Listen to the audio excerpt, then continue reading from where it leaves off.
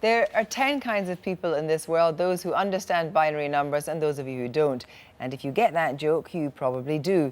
If you don't, then your dreams of being the next Steve Jobs or Tim Berners-Lee have probably been nobbled by an education system that's just not very good at teaching children about computers. Once we were world leaders in the burgeoning computer games industry, now we are disappearing down a vortex in the face of innovative policies in countries such as Canada. Here's Rory Cellan-Jones.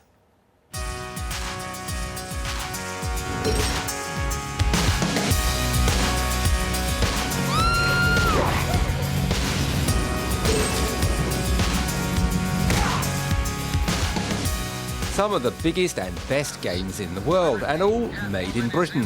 When Batman Arkham City is released later this month, it will be one of the global launches of the year. Another product of a British industry that has a proud record of technical and artistic innovation. But is a lack of talent and a cultural divide putting all that at risk?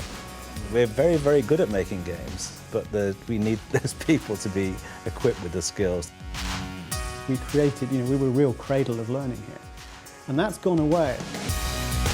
We've got to teach kids to program, but not as a subject in isolation.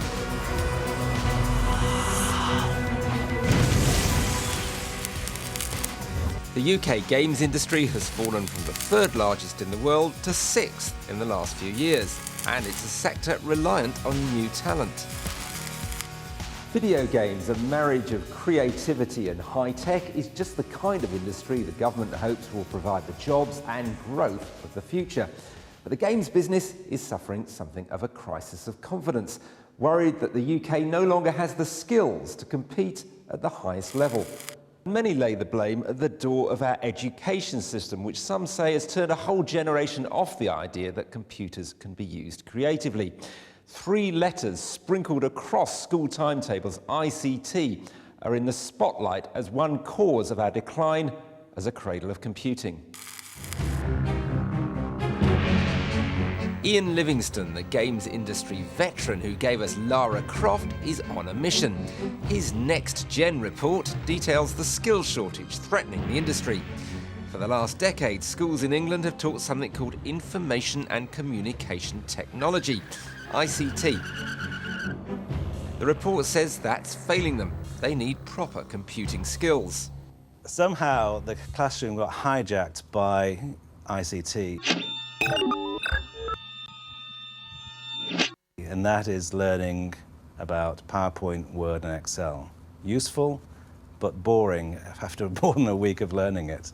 Of course, it's useful to learn those skills, but you need to put creative technology into the hands of creative children. They need to have digital building blocks. Now, I'm from the STEAM age. I used to lose Meccano. Kids of today need digital Meccano. That campaign to get computer science on the national curriculum in England moved up to a whole new level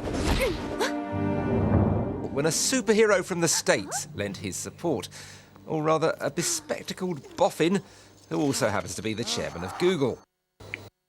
Over the last century, the UK has stopped nurturing its polymaths, I would argue. To change that, you need to start at the beginning with education. I was flabbergasted to learn that today computer science is not even taught as standard in UK schools. This risks throwing away your great computing heritage. I've got here a listing of the programme that I've taken off the printer. And here's some of that heritage. Back in the 80s, we led the way. Dear old auntie even did her bit with the computer programme and the BBC Micro. So the important thing about this is it's well presented, it's interesting to play. From this distance, it might seem quaint, but it drove many into computing. Cambridge student David Braben, for one. He was inspired to build the classic game Elite. We've got it running on this big telly where they can use it a bit like the BBC Micro. And 3 decades on, is still in the business. Now he has a plan to get a new generation to engage with computers just as he did. This is a Raspberry Pi Alpha board. So the idea is we'll sell it for £15. It's a complete computer. You plug in a keyboard, a mouse, a telly, and you're ready to go. Really, really simple, really easy to use, which I think is very exciting. It's a fantastic thing for kids to program that will bring them the excitement, the creativity of working with computers. In the early 80s, the country benefited hugely from the number of people who had that learning of computer science early on. Now, sadly, a lot of those people have also gone to the US, but the point is we created, we were a real cradle of learning here. And that's gone away. There are some schools teaching computer science, but usually to older pupils. At Long Road Sixth Form College in Cambridge, this A-level group is enthusiastic, but also frustrated that it's taken so long to get here after years of ICT. It was more learning how to be a secretary than learning how to actually use the computer. And was that a bit of a disappointment to you? Yes, it was a bit of a disappointment. I didn't really like it because it wasn't what I had thought it was. It was all like databases and Excel and Word, and that wasn't what I was looking for. So it's an attribute made out of two... This class is unusual because the teacher actually has a degree in computer science. We did have this idea that in Access it was a table... Only 19% of IT teachers only have relevant qualifications in the subject. That's a big issue. If they're coming in and their degrees aren't even computing science, then you've got an awful lot of training that you're going to need to do there to get them comfortable teaching programming before you can roll it out to the kids. But perhaps teaching kids to code isn't enough. Maybe we need a more joined-up curriculum if we're to create the kind of polymaths that Eric Schmidt was talking about. The sort of people who are as at home with Pythagoras as with poetry, geeks who like Greek. Amongst the current generation of games makers, there are many who fit that bill. Here's one very successful British games business, now owned by Japan's Sony. Media Molecule makes Little Big Planet, which demands huge creativity from its players and its developers. And then with these projections and films behind me. Founder Alex Evans is a polymath from Central Casting, a Cambridge mathematician with an interest in film and music. The thing that got me into programming most of all was a desire to make music. And I couldn't afford synthesizers at the time, so I taught myself to program to write music programs. As I've got older, I've realized that the skills I learnt, the programming I learnt through university, the maths and science I learnt, they just sort of fed into this craft that I'd been nurturing since a 10-year-old, trying to make these music programs. I've never succeeded as a musician, but it's kind of led me into this industry. The games makers believe they've reached out across the cultural divide, and it's time others did the same. If you're a scientist and you don't know a particular sort of artistic question, you get sneered at, whereas if you're the reverse, there's no expectation that a guy who knows about the arts would know about sort of technical questions. I think that's been a problem in our country for many decades. The curriculum is becoming a battleground. Modern languages, financial education, Latin, all have lobbies pressing their case. The games industry says it's getting a good hearing from the departments of business and culture, but it fears that at education, nobody's listening. So you're saying Michael Gove doesn't appear to be listening to you? He doesn't appear to be wanting to change his curriculum as it stands, and I know he must value computer science because it touches everything we do. He can't operate without computer science in his life, and neither can we as a country.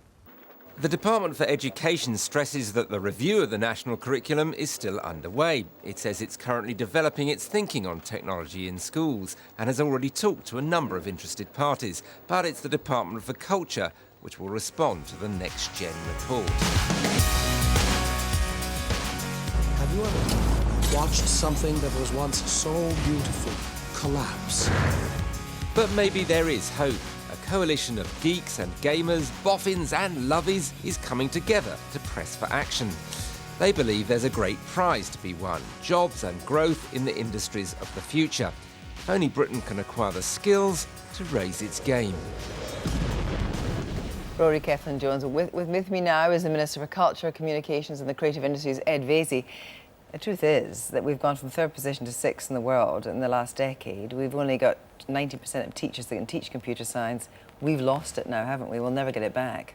Well, I don't think we've lost it at all. And in fact, what was good about your report, it's fantastic you've done this report, by the way, and raised the profile of the Next Gen report, was that you showed what happened in the 80s. And a lot of it was actually down to the BBC. A lot of it was people programming in their bedrooms with a cheap computer made by the BBC or the ZX Spectrum and so on. So a lot of it was self-taught. And funnily enough, I was reading the report that was done on what the BBC did 30 years ago, and it was like going back to the future, excuse the pun.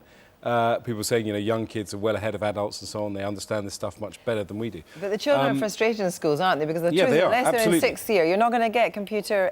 You're not going to get computer science. Of course. Exactly, and I think we need another BBC Micro, and we need businesses to get behind a revolution in computer science. But we need ICT is part of the curriculum, and the trouble is that ICT is taught badly in schools. That's no disrespect to teachers, but as you heard, they're taught how to use computer programs, not how to program.